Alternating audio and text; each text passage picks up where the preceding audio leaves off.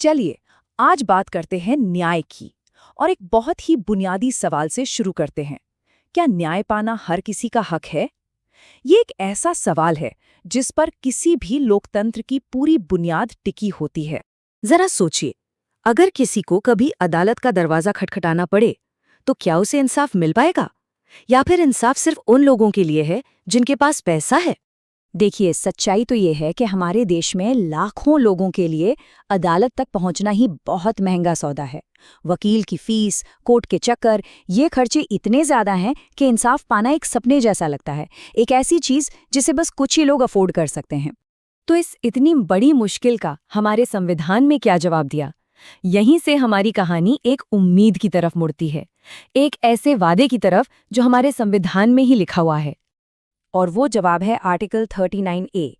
इसे 1976 में संविधान में जोड़ा गया और ये एक बहुत सीधी और साफ बात कहता है।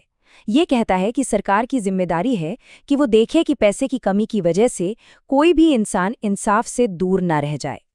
लेकिन रुकिए, यहाँ कहानी में एक छोटा सा ट्विस्ट है। ये समझना बहुत जरूरी है कि आर्टिकल 39A को संविधान में रखा कहाँ गया है, क्योंकि उसी से पता चलता है कि ये कितना पावरफुल है। तो सवाल ये उठता है कि ये निदेशक तत्व आखिर होता क्या है? क्या ये हमारे मौलिक अधिकारों यानी फंडामेंटल राइट्स जितना ही मजबूत है? चलिए इसे थोड़ा आसान भाषा में समझते हैं।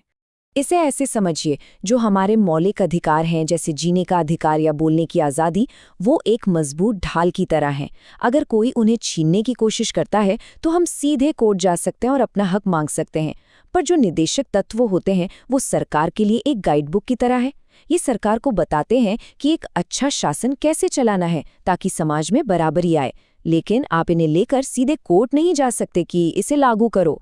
तो अगर ये सिर्फ एक गाइडलाइन है, तो इसे असली ताकत कहाँ से मिली? यहीं पर कहानी में एंट्री होती है एक हीरो की, और वो है हमारी न्यायपालिका, जिसने एक सलाह को सचमुच एक अधिकार में बदल दिया। देखिए, सुप्रीम कोर्ट ने यहाँ एक बहुत ही कमाल का काम किया। कोर्ट ने कहा कि मुफ्त कानूनी मदद का ये जो सिद्धांत है वो असल में जीने के अधिकार यानी आर्टिकल 21 का ही एक अटूट हिस्सा है। और बस इसी एक व्याख्या ने एक कागजी वादे को एक असली मजबूत अधिकार बना दिया। और ये बदलाव कोई एक दिन में नहीं आया। 1978 से लेकर 1981 तक सुप्रीम कोर्ट ने एक के बाद एक कई ऐतिहासिक फैसले दिए, और हर फैसले में एक ही बात पर जोर दिया गया कि मुफ्त कानूनी मदद कोई चैरिटी नहीं है, बल्कि ये हर नागरिक का बुनियादी हक है। इन्हीं फैसलों ने आर्टिकल 39A ने जान डाल दी। हुसैन आरा खातून केस का ये फैसला तो मील का पत्थर है। ये साफ साफ बताता है कि हमारी न्यायपालिका के लिए इंसाफ पाना हर किसी का बुनियादी अधिकार है, चाहे उसकी आर्थिक हालत कैसी भी हो।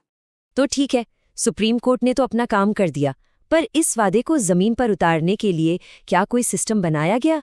चलिए देखते हैं कि न्याय की ये मशीनरी काम कैसे करती है। तो इसी सोच को आगे बढ़ाते हुए 1987 में एक खास कानून बनाया गया, लीगल सर्विसेज अथॉरिटीज एक्ट। और इसी कानून के तहत पूरे देश में एक सिस्टम तैयार किया गया जिसका सिर्फ एक ही काम था, जरूरतमंदों तक मुफ्त कानूनी मदद पहुंचाना। तो ये सिस्टम काम कैसे करता है? सोचिए, ये एक पिरामिड जैसा है। सबसे ऊपर है नालसा, जो पूरे देश के लिए नीतियां बनाती है। फिर उसके नीचे हर राज्य में और हर जिले में इसकी अपनी अथॉरिटीज हैं। और सबसे जरूरी, ग्रास रूट्स लेवल पर यानी गांव-गांव तक कानूनी मदद पहुंचाने के लिए लीगल एड क्लिनिक और लोक अदालतें हैं। मतलब कागज पर तो पूरा प्लान तैयार है, एक शानदार सिस्टम बना हुआ है, पर सबसे बड़ा सवाल तो यही है कि क्या ये सिस्टम वाकई हर जरूरतमंद तक पहुंच पा रहा है? तो चलिए अब जरा जमीनी हकीकत पर नजर डालते हैं, उन चुनौतियों को समझते हैं जो इस खूबसूरत वादे और असलियत के बीच एक बहुत बड़ी खाई बना देती हैं। तो वो मुश्किलें क्या हैं? देखिए, सबसे पहली और सबसे बड़ी दिक्कत है जागरूकता की कमी। बहुत से लोगों को तो ये पता ही नहीं है कि उनके लिए ऐसी कोई मदद मौजूद है। फिर शहरों से दूर गांवों में ये सुविधाएं मिलना बहुत मुश्किल है। दफ्तरों में स्टाफ की कमी है, पैसों की कमी है, और हाँ, कई बार तो जो कानूनी मदद मिलती है उसकी क्वालिटी पर भी सवाल उठते हैं। तो अब सवाल ये है कि क्या इन मुश्किलों का कोई हल है? क्या इस खाई को भरा जा सकता है? हाँ, बिल्कुल।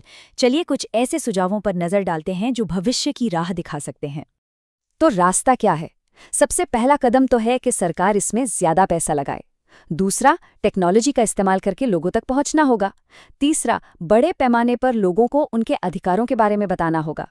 और हाँ, लोक अदालत जैसे तरीकों को और मजबूत करना होगा ताकि छोटे-मोटे मामले जल्दी सुलझ सकें। तो आखिर में हम सब फिर उसी एक सवाल पर आ जाते हैं। एक देश ये कैसे पक्का कर सकता है कि न्याय का उसका संवैधानिक वादा हर एक नागरिक तक पहुंचे? आर्टिकल 39A एक बहुत बड़ी उम्मीद है, लेकिन इस उम्मीद को हकीकत में बदलना हम सबकी एक साझा जिम्मेदारी है। ये एक ऐसा सवाल है जिस पर हम सभी को सोचना होगा।